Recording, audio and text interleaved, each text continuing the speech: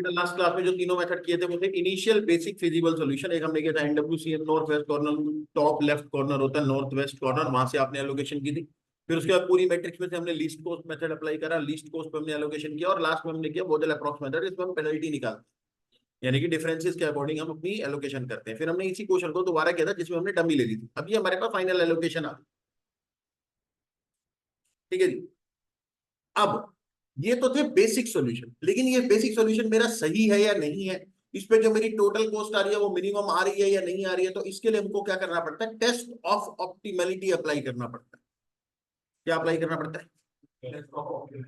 Test of optimality apply करना पड़ता है। सर ये टेस्ट ऑफ ऑप्टिमलिटी कैसे अप्लाई होता है?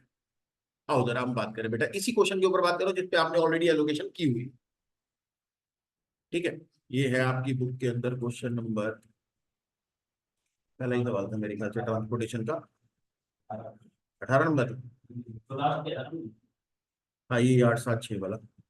हाँ ये, तो बेटा ये 18th क्वेश्चन था। अब हम जरा इसी को, अब जरा हम इस पे ऑप्टिमलिटी टेस्ट अप्लाई करते हैं। ऑप्टिमलिटी टेस्ट काम कैसे करता है? अच्छा बुक में अप्लाई नहीं कर रखा, किसी और क्वेश्चन को पकड़ते हैं उस पर अप्लाई करते हैं।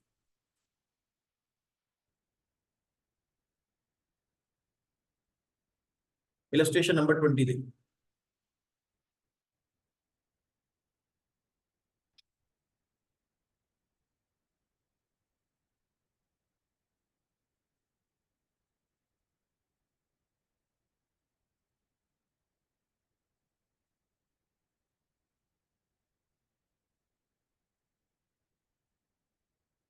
हाँ जी बेटा, इस सवाल में हमें नजर आ रहा है the product of 3 plants F1 F2 and F3। तो बेटा ये तो हो गई हमारे पास फैक्ट्री जहां से सप्लाई निकलेगी, two are to be transfer to 5 warehouse 1 2 3 4 and 5, जहां पर हम जिनकी डिमांड होगी कुछ ना कुछ। The capacities of plant, demand of warehouses and cost of transportation from one plant to various warehouses are indicated in the following table। तो हमारे पास बेटा टेबल अवेलेबल है, इसके अंदर हमें नजर आ रहा है कि जो प्लांट की कैपेसिटी है वो तो है टोटल 1400, लेकिन जो डिमांड हमारे पास टोटल अवेलेबल है वो है 1500। तो इसका मतलब हमारे को एक डमी प्लांट और डालना पड़ेगा, यानी कि फैक्ट्री 1 फैक्ट्री 2 फैक्ट्री 3 और एक डमी फैक्ट्री और डालनी पड़ेगी। इसके अंदर फैक्ट्री डालेंगे तो 100 की उससे सप्लाई लेनी पड़ेगी।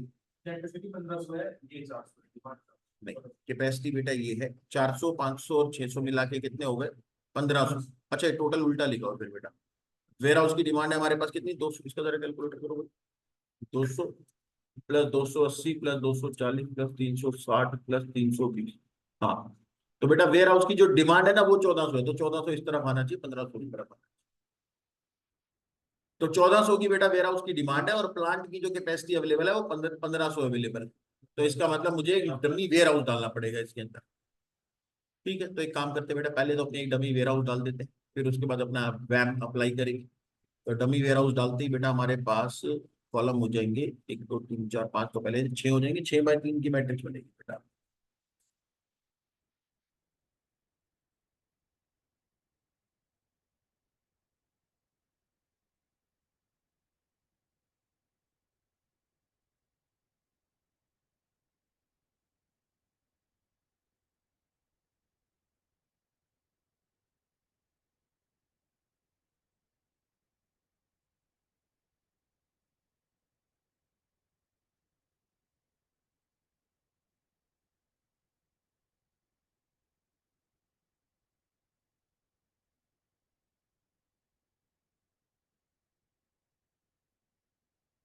तो नाम है बेटा हमारे पास वेयर हाउस 1,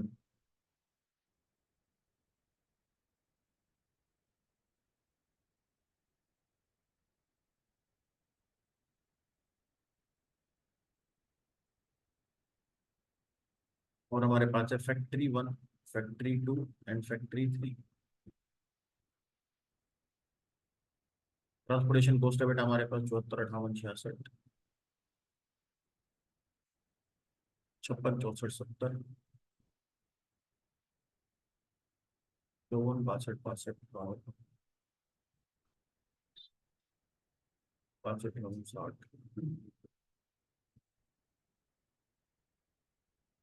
54 60 0 0 0 तो बेटा जो फैक्ट्री की सप्लाई पॉसिबल है वो है 400, 500 और 600, और जो डिमांड हमारे पास अवेलेबल है वो है 200, 280, 240, 360, 320, और डमी की डिमांड बेटा 100, क्योंकि टोटल में 100 का डिफरेंस है। 1500, तो टोटल अब कितना हो गया हमारे पास? 1500।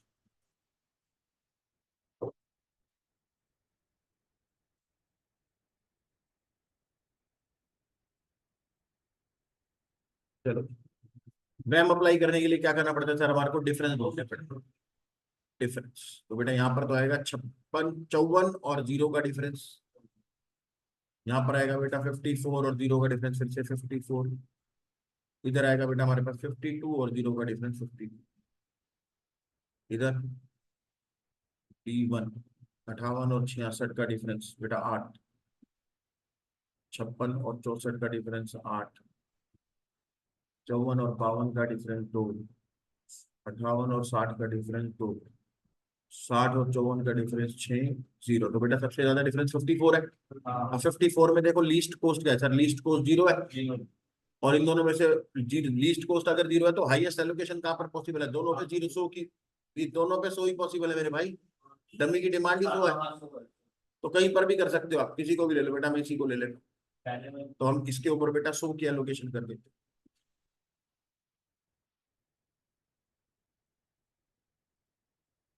ठीक है जी, तो ये हमारे पास कैंसिल हो गया।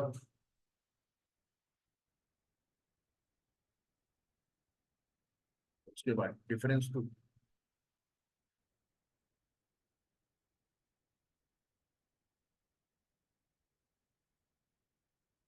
तो बेटा डिफरेंस टू में हमारे पास आएगा 54 और 56 का डिफरेंस 2, 58 और 58 नहीं, 54 और 58 का डिफरेंस 4, 52 और 60 का डिफरेंस 8, और यहाँ पर वही का वही 8, 8, 2, 2, 6। तो बेटा हाईएस्ट डिफरेंस है 8।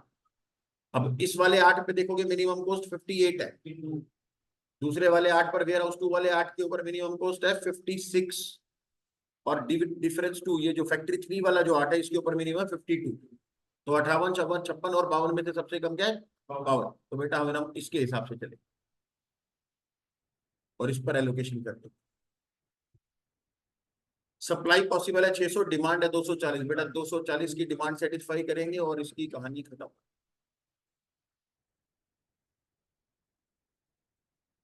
डिफरेंस 3,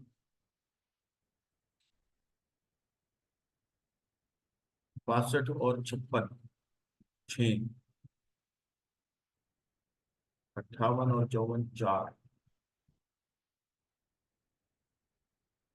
60 और 60, 0,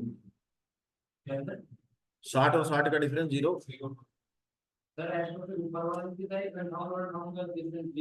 कौन से वाले में? 58 और 54 भी तो है ना बेटा, फिर मैं लिस्ट दो दे वैल्यू देखते हैं ना, उनका डिफरेंस लिखते हैं।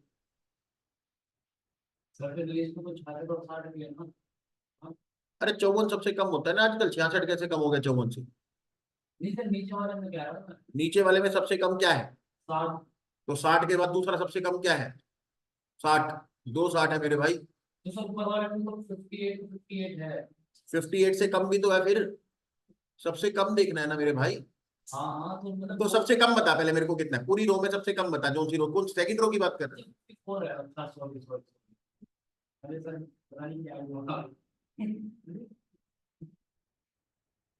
ध्यान ही नहीं है। 58 और 66 का डिफरेंस है भैया 8, और यहाँ पर भी आएगा 8, इधर कुछ नहीं आएगा, इधर आएगा 2 और 6। तो अभी भी 8 बेटा हाईएस्ट है इन दोनों में से, 8 में से मिनिमम वैल्यू है 56। तो फिर आप इस वाले 8 को हाईएस्ट लेके चलोगे, इस पे बेटा एलोकेशन करेंगे। सप्लाई पॉसिबल है 300, क्योंकि फैक्ट्री 1 की टोटल सप्लाई तो 400 थी, जिसमें से उसने 100 डमी को दे दी, 400 में से 100 डमी को दे दी, कितनी रहेगी? 300 बच रही है। अब 300 की सप्लाई पॉसिबल है, जबकि वेयर हाउस 2 की जो डिमांड है वो 280 है, तो 280 की डिमांड इसकी सेटिस्फाई कर दो, कहानी खत्म।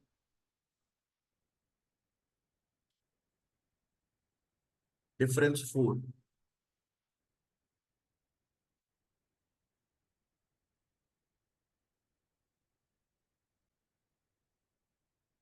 62 और 68,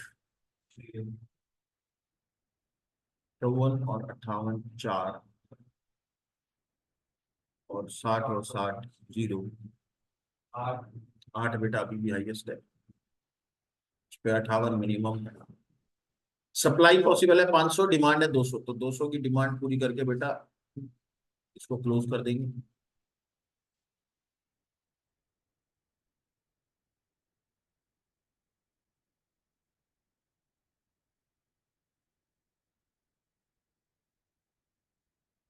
62 और 68 6, 54 और 58 4, 60 और 4 0, तो हाईएस्ट है बेटा 6। F1 वाला 6 लेकर के चलते तो 62 की वैल्यू आती है मिनिमम, और अगर W5 वाला 6 लेकर के चलते तो 54 की वैल्यू आती है मिनिमम। हाँ तेरे को 54 नहीं दिख रहा भाई, तो हम यहाँ पर इसकी एलोकेशन करेंगे। तो 54 में बेटा सप्लाई फैक्ट्री 2 की पॉसिबल थी 500, 500 में से 200 तो हो गई, कितनी बच गई 300, जबकि इसकी डिमांड कितनी है 320, तो हम सिर्फ 300 सप्लाई कर सकते हैं।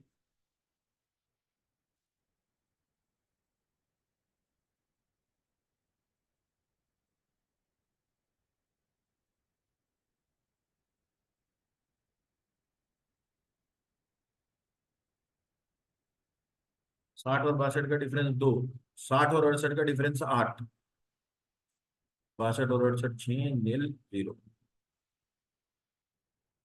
चलो भाई 8 के हिसाब से एलोकेशन करनी है, 60 सबसे कम है, 320 की टोटल डिमांड थी जिसमें से 300 तो सेटिस्फाई हो गए, 200 ही सेटिस्फाई करने हैं, सॉरी 20। तो वेयर हाउस 5 की जो सप्लाई डिमांड है वो बेटा वो भी पूरी हो गई यहाँ। 320 की टोटल डिमांड थी, 300 पहले आ गए थे फैक्ट्री 2 से, अब 20 और आ जाएंगे फैक्ट्री 3 से। अब बेटा सिर्फ वेयर हाउस 4 बचा है हमारे को, हमारे पास। फैक्ट्री 1 की टोटल सप्लाई पॉसिबल थी 400, दिख रही है बेटा। फैक्ट्री 1 की टोटल सप्लाई कितनी है 400, 400 में से 380 तो सप्लाई कर चुका है वो, कितनी बच गई 20, तो 20 यहाँ पर आ जाएगा। ऐसी फैक्ट्री 3 की टोटल सप्लाई पॉसिबल थी 600, 600 में से 260 तो हो चुकी है, 340 बची हुई है, तो बेटा वो 340 यहाँ पर आ जाएंगे। अब जरा देखो वेयर हाउस 4 की टोटल डिमांड सेटिस्फाई हो गई कि नहीं होगी, 360 की पूरी 360 सप्लाई हो चुकी है वेयर हाउस 4 में। तो बेटा ये हो गया आपका वैम के according initial basic feasible solution.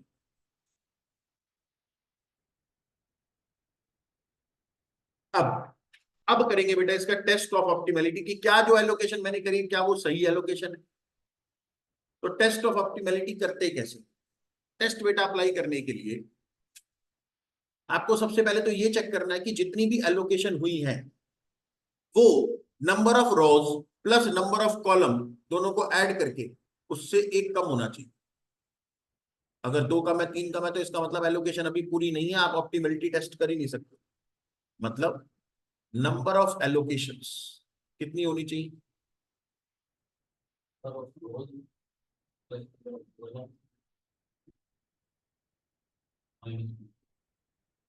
तो नंबर ऑफ रोज है बेटा हमारे पास 3, और नंबर ऑफ कॉलम हमारे पास है 6 माइनस 1, यानी कि नंबर ऑफ एलोकेशन कितनी होनी चाहिए 8। तो क्या नंबर ऑफ एलोकेशन 8 है या नहीं ये चेक करना। 1 2 3 4 5 6 7 8, तो क्योंकि ये है तो इसीलिए अब हम यहाँ पर हमारे हम टेस्ट ऑफ ऑप्टिमैलिटी अप्लाई कर सकते हैं।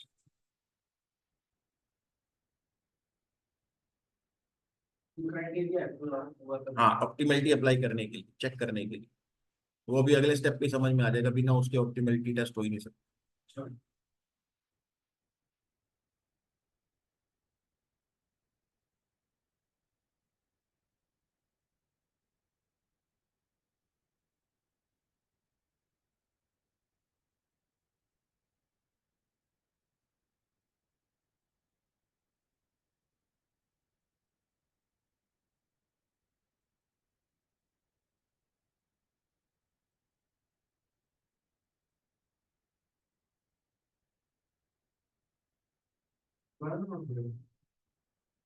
आप ऑप्टिमैलिटी ढूंढने के लिए भैया मेरे को दोबारा चाहिए होंगी ये सारी वैल्यूज।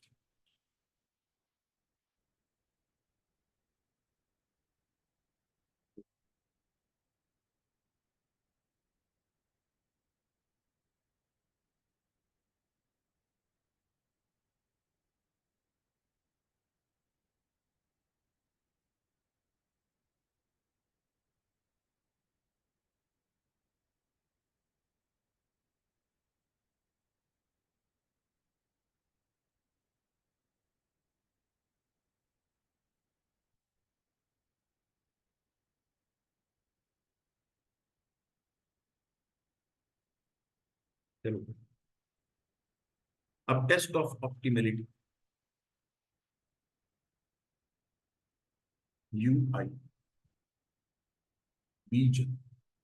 सर ये दोनों क्या है? इस सेल की वैल्यू क्या लिखी हुई है? तो मैं यहां पर भी एक ऐसा नंबर लिखूंगा और यहां पर एक ऐसा नंबर लिखूंगा ताकि इन दोनों का इंटरसेक्शन जहां पर हो वहां पर 74 बने, यानी कि इन दोनों को ऐड करके 74 बनना चाहिए। यहां पर एक ऐसा नंबर लिखा जाएगा और यहां पर एक ऐसा नंबर लिखा जाएगा ताकि इन दोनों को ऐड करके क्या बने? 56। इंटरसेक्शन पे सेम वैल्यू आनी चाहिए। यहां पर एक ऐसा नंबर लिखा जाएगा और यहां वाले नंबर को मिला करके ये बनना चाहिए 64। अब आपको मैचिंग नंबर्स चाहिए, यू आई प्लस वीजे, यानी कि सेल की वैल्यू जो होनी चाहिए, सेल की वैल्यू मतलब सी I J. I is row and column, आई और जे क्या है? कॉलम। जे कॉलम, आई किसको डिनोट कर रहा है? रो। तो सेल की वैल्यू जैसे ये है बेटा फर्स्ट रो फर्स्ट सेल, तो मैं C11 की बात कर रहा हूं। तो C11 की वैल्यू कौन कौन सी होनी चाहिए? सर सी आई जे, यानी कि is equal to U I plus V J. तो U1 और V1 की जो वैल्यू होगी इन दोनों को मिलाकर के आपके सेल की वैल्यू बननी चाहिए। लेकिन ये स्टेटमेंट कौन से वाले के लिए ट्रू होती है? ये स्टेटमेंट 100% ट्रू होनी चाहिए कौन से सेल के लिए? एलोकेटेड सेल के लिए। जिस सेल पे आपने एलोकेशन करी है वहां पर ऐसा ही होना चाहिए, ठीक है। जिस पर आपने एलोकेशन नहीं करी बाद में मैं चेक करूंगा कि ऐसा है या नहीं, डिफरेंस ढूंढेंगे हम उसका। क्या क्या ढूंढेंगे फिर हम? डिफरेंस। लेकिन पहले आपको ये स्टेटमेंट ट्रू सेट करनी है कौन से वाले सेल्स के लिए? जिस पे एलोकेशन हुई। यानी कि अब आपको यू आई और वीजे की वैल्यू उन सेल्स को देख करके ढूंढनी है जिन पे allocation allocation allocation allocation allocation allocation allocation हुई। अब इनके हिसाब से आप मुझे ऐसी ऐसी वैल्यूज बताओ, सर क्या करें कि ऐसा ऐसा हो जाए। स्टार्ट करने के लिए हम क्या करते हैं? पहला स्टेप लेने के लिए, क्योंकि बेटा एक नंबर तो कहीं पे चाहिए ताकि आप दूसरा नंबर ढूंढ सको। तो एक नंबर हम कहां से देखेंगे बेटा? जिस रो या कॉलम में आपको सबसे ज्यादा एलोकेशन नजर आए ना, वहां पर आप अपनी एक वैल्यू असाइन कर दो 0। एक वैल्यू असाइन कर दो, उसके बाद आपको सारी वैल्यूज मिलेंगी। कौन कौन सी? जैसे मुझे फर्स्ट रो में नजर आ रहा है कितनी एलोकेशन है? 1 2 3। थर्ड रो में भी नजर आ रहा है कितनी एलोकेशन है? 1 2 3। सेकंड रो में 2 एलोकेशन है, बाकी सारे कॉलम में तो 2 2 एलोकेशन है मैक्सिमम। तो आप किसी भी एक रो में, फर्स्ट रो में या थर्ड रो में 0 नंबर एलोकेट कर दो, ठीक है जी। अब ध्यान से देखना। अब मुझे पता है कि यू आई प्लस वीजे से क्या बननी चाहिए? सेल की वैल्यू बननी चाहिए। 0 में क्या ऐड करें कि 56 बन जाए? तो यहां पे नंबर होना चाहिए 56। 0 में क्या ऐड करें कि 62 बन जाए? यानी कि यहां पे नंबर होना चाहिए 62। और 0 में क्या ऐड करें कि 0 बन जाए? 0। ओके। 62 में क्या ऐड करें कि वो 60 बन जाए? -2। -2 में क्या ऐड करें कि वो 60 बन जाए? -2 में क्या ऐड करें कि वो 52 बन जाए? नहीं, 52 बन जाए भाई, 54। 62 में ऐसा क्या ऐड करें कि वो 54 बन जाए? 62 में क्या ऐड करें कि वो 54 बन जाए? -8। -8 में ऐसा क्या ऐड करें कि वो 58 बन जाए? 8 + 8 अगर ये नंबर ऑफ एलोकेशन आपकी इतनी नहीं होती ना 8, ये सारे यूआई और वीजे ढूंढ भी ना पाते तुम। नंबर ऑफ एलोकेशन क्योंकि 8 है, इसीलिए यूआई और वीजे सारे मिले हैं, नहीं तो ना मिल। इसीलिए नंबर ऑफ एलोकेशन कितनी होनी चाहिए? m+n-1 के बराबर होनी चाहिए। अगर 7 एलोकेशन हो जाती है ना इस सवाल में, फिर आप नहीं ढूंढ सकते, कोई ना कोई एक वैल्यू रह जाती। इसीलिए हमारे को कम से कम उतनी एलोकेशन चाहिए। अब इतनी वैल्यू पता चल गई। सर इसका मतलब जो एलोकेटेड सेल है उसके लिए तो ये स्टेटमेंट ट्रू है, क्या मैं ठीक कह रहा हूं? अब मुझे चेक करना है अनएलोकेटेड सेल के बारे में, कि उसके सेल की वैल्यू कितनी है और कितनी होनी चाहिए। होनी तो चाहिए यू आई प्लस वीजे के बराबर। जैसे इस वाले सेल की वैल्यू कितनी होनी चाहिए पता है? 0 + 66 मिला के 66 होती है, लेकिन कितनी है? 74। ठीक है। तो आपको अब क्या ढूंढना है? डिफरेंस ढूंढना है। कौन से वाले सेल के लिए ढूंढना है? अनएलोकेटेड सेल्स के लिए ढूंढना है। तो आज क्या करोगे सर, यूआई प्लस वीजे ढूंढेंगे, फिर उसको माइनस करेंगे किसमें से, सेल की वैल्यू सी आई जे में से, तो उसको बोलते हैं डिफरेंस। डिफरेंस मतलब डेल्टा, डेल्टा आई जे बोलते हैं उसको, क्या बोलते हैं, डेल्टा आई जे। तो अब हम लिखेंगे बेटा कंप्यूट। अब ये जो डिफरेंस तुम ढूंढ रहे हो ना, ये पेनल्टी है, नेगेटिव आएगी तो पेनल्टी मिलेगी। Computation of delta I J for कौन सी सेल, अनएलोकेटेड, क्योंकि एलोकेटेड सेल से तो वैल्यू निकली ही है, तो उस पर तो ये स्टेटमेंट ट्रू है। अनएलोकेटेड पे चेक करना है, अगर या सारे के सारे डेल्टा आई जे या तो जीरो आ जाएगा पॉजिटिव आ जाए, तब तक तो ठीक है। डेल्टा आई जे यानी कि सेल का डिफरेंस या तो जीरो हो या वो पॉजिटिव हो, तब तक तो ठीक है। लेकिन अगर डिफरेंस नेगेटिव हो गया, इसका मतलब जो एलोकेशन आपने करी है उस एलोकेशन में गड़बड़ है। जहां पे नेगेटिव हो रहा है ना, वहां पर पेनल्टी नजर आ रही है, और अगर पेनल्टी नजर आ रही है तो वहां पर एलोकेशन होनी चाहिए थी, वहां पर एलोकेशन ना करके आपने पेनल्टी भुगत दी। तो इसका मतलब फिर हमको क्या करनी पड़ेगी, इंप्रूवमेंट करनी पड़ेगी, हम फिर वहां पर एलोकेशन करेंगे। चले आगे। अभी तक हमने क्या करा सर, सबसे पहले पहले हमने चेक किया कि क्या number of allocation m plus n minus one के बराबर है, तो हमारे थे। नहीं होते तो क्या करते सर, तो फिर उसके मैं बताऊंगा क्या करते आएगा। और अगर है तो बेटा हम आगे चलेंगे, यू आई प्लस वीजे की वैल्यू ढूंढेंगे, ताकि उन दोनों को इंटरसेक्शन पे सेल की वैल्यू बन जाए। लेकिन ये यू आई और वीजे सिर्फ आप कौन से सेल की, कौन से सेल से ढूंढ सकते हो, एलोकेटेड सेल्स।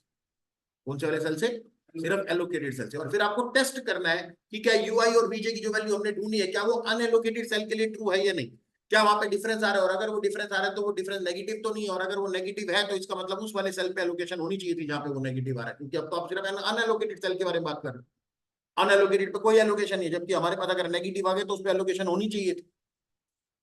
कैसे करेंगे सर, चलो बेटा हमें चाहिए delta I J is equal to C I J minus U I plus V J. तो सेल की वैल्यू ये होनी चाहिए और सेल की वैल्यू ये है, तो इन दोनों का डिफरेंस ढूंढ रहे हैं। चलो तो बेटा अनएलोकेटेड सेल है कौन कौन सा sir, delta one one, delta one three, delta one five, one one one three one five.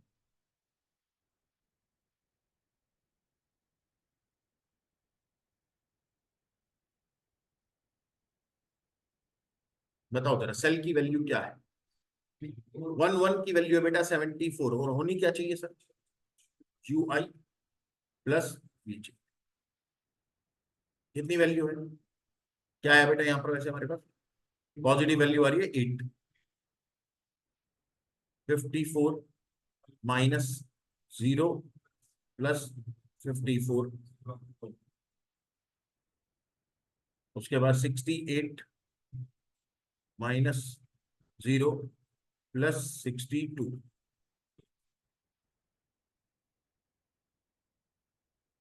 फिर अपने को चाहिए बेटा डेल्टा 2 2 2 3 2 4 और 2 6।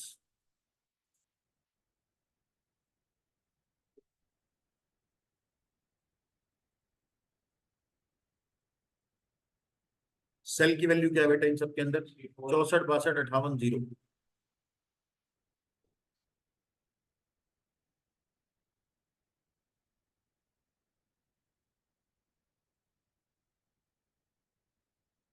यू आई है बेटा सबके अंदर -8।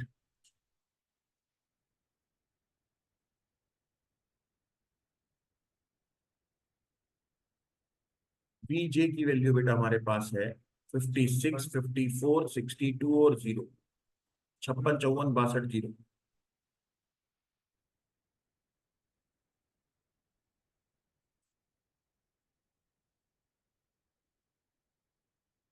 तो 64 माइनस 48, तो कितना हो गया बेटा, ये तो 16। 62 माइनस 46, 16। 58 माइनस 54, 4। और 0 माइनस माइनस का 8 प्लस का 8। तो अभी तक तो सबको ठीक चल रहा है। अब डेल्टा 3 1 3 2 और 3 6,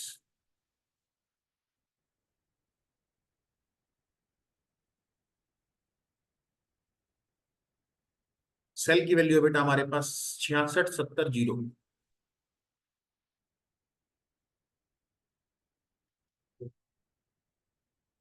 -2, तो -2 तो तीनों में ही है। 66, 70 और 0, 66, 56 और 0।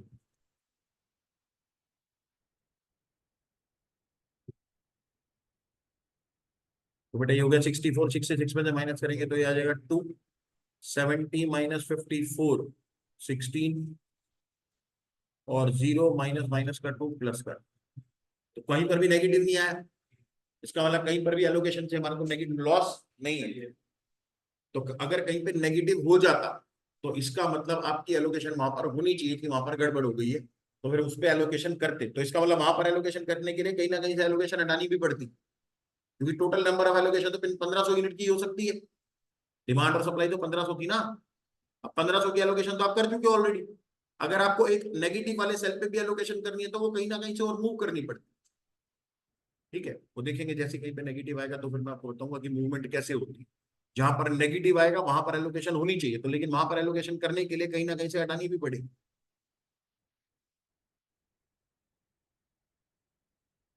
ठीक है जी, तो हम क्या लिखेंगे लास्ट में, सिंस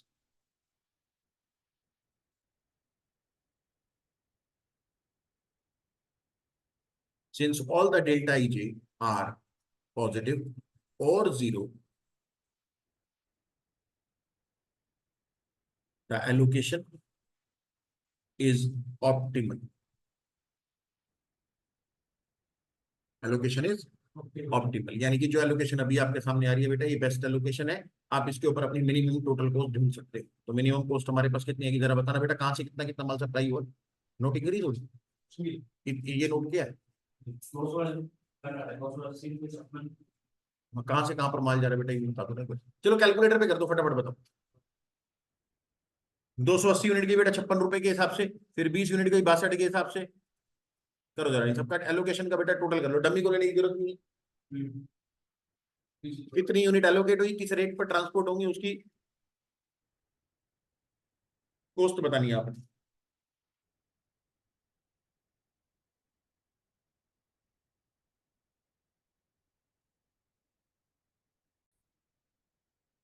यहाँ पर तो हमारे पास सारे के सारे डेल्टा आई जे पॉजिटिव आ रहे हैं और जीरो आ रहे हैं, तो हमने इसके बारे में लिखा क्या है यहाँ पर कि भैया since all the delta I J are positive और जीरो। ठीक है जी, सॉल्यूशन इज ऑप्टिमम, सॉल्यूशन आपका बेस्ट है और जो टोटल कॉस्ट आ रही है वो आपकी मिनिमम कॉस्ट है, उससे कम नहीं हुई। ओके, अब हम बात करें बेटा, अगर मान लेते हैं आपने C15 पे जहां पर ये +6 आ रहा है, मान लो यहां पर कुछ भी माइनस वैल्यू आ गई, एक -1 आ गया था। ठीक है, क्या आ गया यहाँ पर -1। इसका मतलब ये वो सेल है जहां पर एलोकेशन होनी चाहिए, यानी कि इस वाले सेल पे एलोकेशन होनी चाहिए लेकिन नहीं हो रही। तो हम क्या करेंगे सर यहाँ पर एलोकेशन करेंगे, लेकिन जैसे ही आपने यहां पर अगर कोई भी क्वांटिटी की एलोकेशन करी तो इसका मतलब ये बात भी है कि आपको इस रो में से भी वो क्वांटिटी कहीं ना कहीं से हटानी पड़ेगी और इस वाले कॉलम में से भी कहीं ना, क्योंकि कॉलम और रो की सारी डिमांड और सप्लाई आपने सेटिस्फाई कर रखी है। अगर आप यहां पर डालते हो तो उससे सप्लाई भी चेंज हो जाएगी और डिमांड भी चेंज हो जाएगी, तो आपको वो सप्लाई और डिमांड कहीं ना कहीं और से एडजस्ट करनी पड़ेगी। तो इस पूरे कॉलम में से F1 वाले कॉलम में से कहीं ना कहीं से वो हटेगा, और F3 वाले कॉलम में रो W5 वाले रो में से भी कहीं ना कहीं से वो हटेगा। पॉइंट समझ में आ रहा है? तो इस वेयर हाउस वाले कॉलम में से और फैक्ट्री वाली रो में से कहीं ना कहीं से वो हटना भी है। अब इसको आपने ध्यान क्या रखना है ताकि पूरी जो रो की सप्लाई और जो डिमांड है वो मैच होनी चाहिए। रो की सप्लाई और कॉलम की जो डिमांड है वापस टोटल मैच हो जाना चाहिए। अब हम यहाँ पर ऐसा क्या एलोकेट करें, अब उसको बोलते हैं हम लूप बनाना। क्या बोलते हैं उसको, लूप। लूप क्यों बोल रहे हैं, क्योंकि बेटा जैसे ही आप यहाँ पर कुछ एडजस्ट करोगे उसका एक जगह पर अगर पॉजिटिव इफेक्ट है तो वही की वही क्वांटिटी उस पूरे कॉलम में से और उस रो में से कहीं ना कहीं से माइनस भी होनी है। समझ में आ रही है बात? तो अगर आप यहाँ पर कोई क्वांटिटी ऐड कर देते हो तो वही क्वांटिटीज पूरे रो में से कहीं ना कॉलम में से कहीं ना कहीं से माइनस भी होनी है। कहां से माइनस हो सकती है, जहां पर एलोकेट हुई होगी वहीं से तो हटेगी। क्या मैं ठीक कह रहा हूँ? अनएलोकेटेड सेल में से हटा सकते हो क्या? सर कैसे हटाएंगे, अनएलोकेटेड एलोकेशन ही नहीं है तो हटाएंगे कैसे? तो इसका मतलब जब आप यहाँ से लूप बोलते हो ना तो बेटा लूप का मतलब होता है आप सिर्फ एलोकेटेड सेल में ही एडजस्टमेंट कर सकते हो, जैसे आप इस वाले सेल में एडजस्टमेंट कर सकते हो। है कि नहीं? या फिर इस वाले सेल में भी एडजस्टमेंट कर सकते हो। अगर मान लो आपने ऊपर वाले में एडजस्टमेंट करने के बारे में सोचा कि मैंने यहां से क्वांटिटी हटा देता हूं कुछ, यहां से क्वांटिटी हटाने का मतलब है कि इस रो में, ध्यान समझना, इस पूरी रो में भी तो गड़बड़ कर दी फिर आपने। अगर आपने यहां से क्वांटिटी हटा दी तो इस रो में भी कहीं ना कहीं वो फिर वो क्वांटिटी बढ़ानी भी पड़ेगी। उस कॉलम में तो आपने ऊपर बढ़ा नहीं है, वो तो आपने डिसाइड कर ही लिया। अब आपने बोला कि मैं नीचे वाले कॉलम में से हटा देता हूँ, ठीक है, आपने बोला मैं यहां से माइनस करूंगा, ओके डन, कोई दिक्कत वाली बात नहीं। लेकिन अब आपको इस वाले रो में से भी कहीं ना कहीं से हटानी पड़ेगी, बढ़ानी पड़ेगी। यहां से आपने हटाई है तो कहीं ना कहीं बढ़ानी पड़ेगी। सर कहाँ बढ़ाएंगे? जहां पर ऑलरेडी एलोकेशन है आप वहीं पर बढ़ा सकते हो, आप यहाँ पर वो क्वांटिटी बढ़ा दोगे। इसका मतलब जैसे इस वाले कॉलम में बढ़ाओगे तो इस कॉलम में कहीं ना कहीं से घटानी पड़ेगी। कहीं से घटा सकते हो क्या? जरा सोचो। सर इस वाले में से तो नहीं घटा सकते, बड़ी दिक्कत है। तो क्यों नहीं घटा सकते? सर कहीं पे लोकेशन ही नहीं है, नहीं घटा सकते। इसका मतलब आप इस कॉलम में से अगर नहीं घटा सकते तो आपको इस वाले 200 के अंदर भी बढ़ाने का अधिकार नहीं है। और अगर इस 200 में से नहीं बढ़ाना तो इस वाले में से घटाने का भी अधिकार नहीं बनता। ये कैंसिल हो गया प्रपोजल। नया प्रपोजल लाएंगे हम। सर यहां पे करके देखते हैं, सर यहां पे करके देखते हैं। शब्द समझ में आ रहे हैं? और इसका मैं सीधा सीधा तरीका बताऊं, ये जो आप लूप जब बनाते हो तो आपको ना इस लूप को ऐसे चलाना है, जहां से अनएलोकेटेड चलता है वहां पे तो आपने एलोकेशन करनी है। आप चलो और आप सिर्फ वहीं से टर्न ले सकते हो जहां पर एलोकेशन है। जैसे नेक्स्ट सेल में एलोकेशन है, आप यहां से टर्न ले सकते हो, आप राइट भी मुड़ सकते हो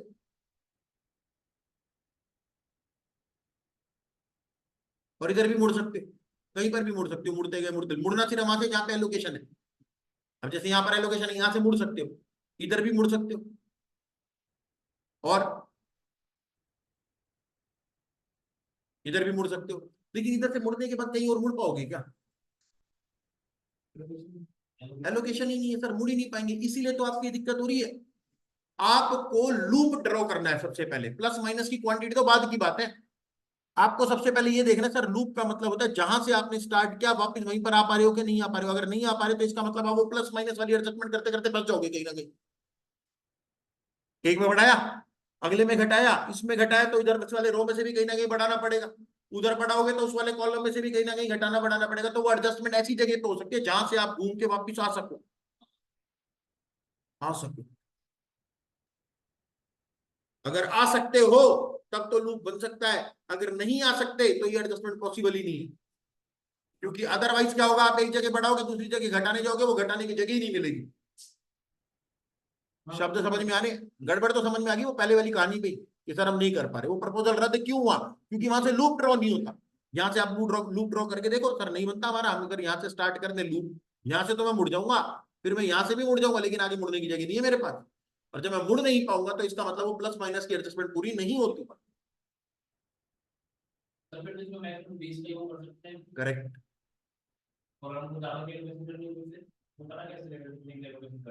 जहां से लूप मुड़ेगा वहां से जो मिनिमम क्वांटिटी होगी सिर्फ उसी की एडजस्टमेंट हो सकती है।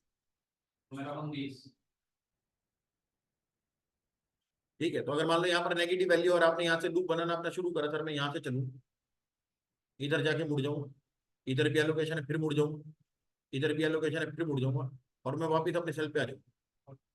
तो ऐसा हो सकता है। अब कैसा क्या, अब क्या करना है, जहां जहां पर आप मुड़े हो यहाँ पर तो आपने एलोकेशन करनी है। अगले मुड़ते ही अगले मोड़ पे क्या कर देना, माइनस। अगले मोड़ पे क्या कर देना, प्लस। अगले मोड़ पे क्या कर देना, माइनस। तो एडजस्टमेंट पूरी होती है। और उसके बाद आपके पास एक नई एलोकेशन आ जाएगी, नई मैट्रिक्स तैयार हो जाएगी। फिर से आपको ये सारे स्टेप लगाने पड़ेंगे। सबसे पहले पहले यू आई प्लस वी जे ढूंढेंगे, फिर डेल्टा आई जे। अगर कहीं पर पॉजिटिव नेगेटिव आ गया तो फिर से लूप बनेगा, जहां पर नेगेटिव आएगा वहां से लूप बनना शुरू। तो फिर भी एग्जाम करने का तुम क्यों परेशान हो जाते हो इतने मेरे को? तो एग्जामिनर पागल है, खाली बैठा, उसने पेपर नहीं दिए कभी। वो क्वेश्चन की वर्थ उसी के हिसाब से ही तो देगा जितना टाइम लग रहा है। वो ऐसे थोड़ी वहां पे तुमसे लूप भी बनवाने के लिए बैठा है, वो टोर पेपर नहीं पूछना उसने। वो अगर नहीं लगाएगा, ज्यादा से ज्यादा तुम्हारा एक ही लूप बनना है, अगर बनना है तो। ठीक है, लेकिन बुक में हमारे पास सवाल नहीं है जिसमें लूप बन रहा है। लेकिन अगर बन भी जाएगा तो कोई बहुत बड़ी बात नहीं है। आपको लूप बनाना कहाँ पे, पहले तो ये देखना है सर लूप क्यों बना रहे हैं। लूप का मतलब क्या है? लूप का कोई चक्कर नहीं है बेटा। जहां पर अनएलोकेटेड सेल था वहां पर पेनल्टी आ रही है, वहां पर एलोकेशन करनी है। अब एलोकेशन करने जाता हूं तो मुझे रो और कॉलम दोनों बैलेंस करने हैं। अगर आप एक कॉलम में ऐड कर रहे हो तो आपको अगले वाले किसी ना किसी रो के अंदर आपको माइनस करना पड़ेगा। एक सेल में जब आप एडजस्ट करोगे तो उसके कॉरस्पॉन्डिंग रो और कॉलम दोनों में से वो माइनस भी होगा। जैसे अगर आपने यहां पर प्लस किया तो इसी कॉलम में से कहीं ना कहीं पे वो माइनस भी होगा, और इसी रो में से भी कहीं ना कहीं पे वो माइनस भी होगा। होना ही होना है। सर वो कितनी क्वांटिटी होगी, जहां से आपका लूप गुजरेगा उसमें से जो मिनिमम क्वांटिटी होगी वो एडजस्ट, जहां से मेरा लूप गुजरेगा उस एलोकेशन वाले तीन जगह तीन ही कट मोड होने हैं। ऐसा भी हो सकता है बेटा लूप आपका मल्टीपल कट से चला जाए, ऐसा भी लूप बन सकता है, ऐसे गया फिर यहां से मुड़ गया, फिर यहां से मुड़ गया, फिर यहां से मुड़ने का मौका मिल गया, फिर यहां से आ गया, फिर यहां पर मुड़ गया। ऐसा हो सकता है, लेकिन जहां जहां पे मुड़ेगा, अगर यहाँ पर प्लस है तो यहाँ पर माइनस है, यहाँ पर प्लस है तो यहाँ पर माइनस है, यहाँ पर प्लस है तो यहाँ पर माइनस है, सारे प्लस माइनस मैच होते हैं। Plus minus plus minus plus minus plus minus plus minus सारे मैच, तो दिक्कत ही। लेकिन जैसे ही आप इस लूप को ड्रॉ कर लोगे, नई एडजस्टमेंट कर दोगे, एक नई मैट्रिक्स तैयार हो जाएगी, उसके हिसाब से फिर से यूआई और वीजे ढूंढे जाएंगे, और फिर से डेल्टा आई जे और सी जे आई सी आई। बेटा जब तक माइनस में वैल्यू आ रही तब तक लूप बनेगा। इन तीनों इन जहां जितने पे से भी मोड़ आ रहे हैं ना, उसमें से जो मिनिमम एलोकेशन है वही मैक्सिमम, वही एडजस्टमेंट है। मान ले अगर यहाँ पर 40 होती और यहाँ पर 20 है तो मैं 20 की एडजस्टमेंट करता।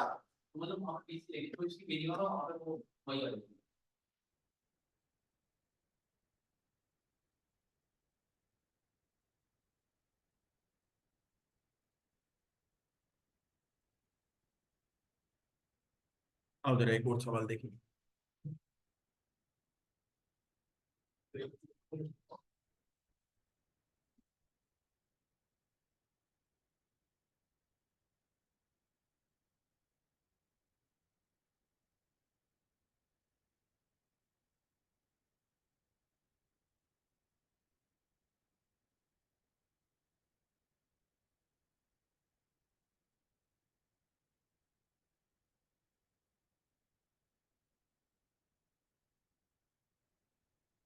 हाँ जी बेटा, ladies fashion shop wishes to purchase the following quantity of summer dresses.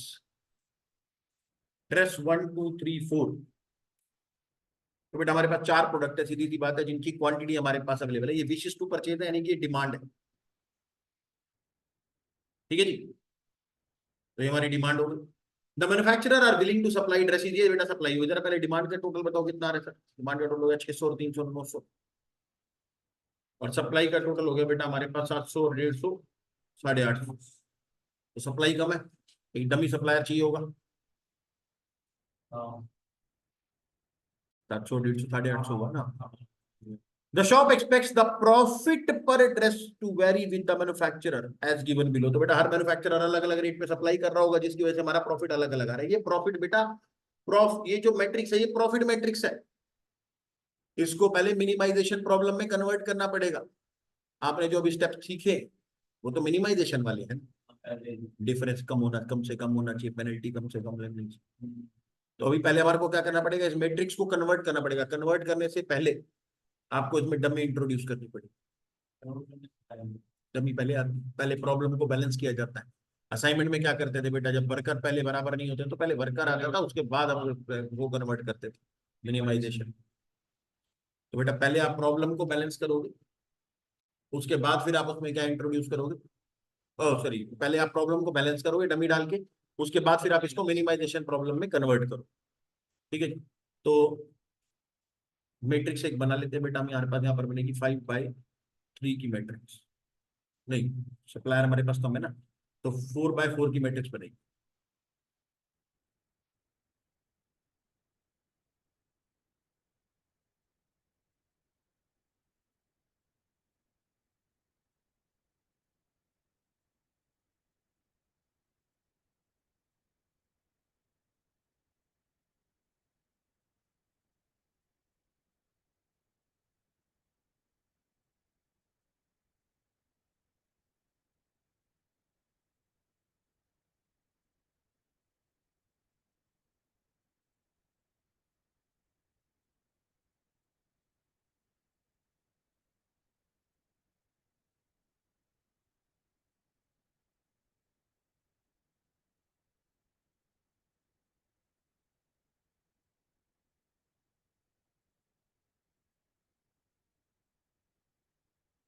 2.5।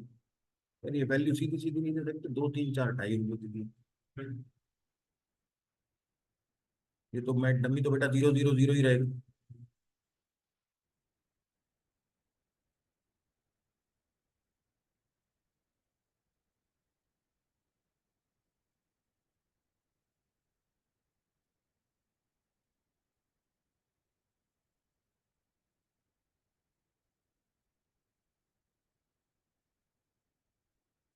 चलो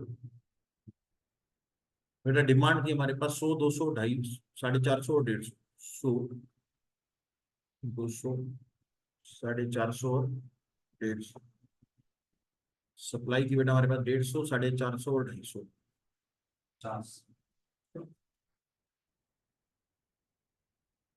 50 की 50, टोटल कितनी होगी बेटा? 900। चलो भाई, कैसे एलोकेशन करते हो बेसिक नोटबुक पे चालू करो बेटा। ये मैट्रिक्स है, लेकिन इस मैट्रिक्स को स्टार्ट करने के लिए पहले क्या करना पड़ेगा? ये मिनिमाइजेशन में कन्वर्ट करनी पड़ेगी। कैसे कन्वर्ट करते हैं सर मिनिमाइजेशन? पूरी मैट्रिक्स में से जो हाईएस्ट वैल्यू होती है सारे सेल को उसमें से माइनस कर। चलो फिर बनाओ नई मैट्रिक्स अपनी नोटबुक के अंदर। अरे जीरो में से 5.5 को नहीं माइनस करना है, 5.5 में से जीरो माइनस करना है, 5.5 में से जीरो माइनस करना है।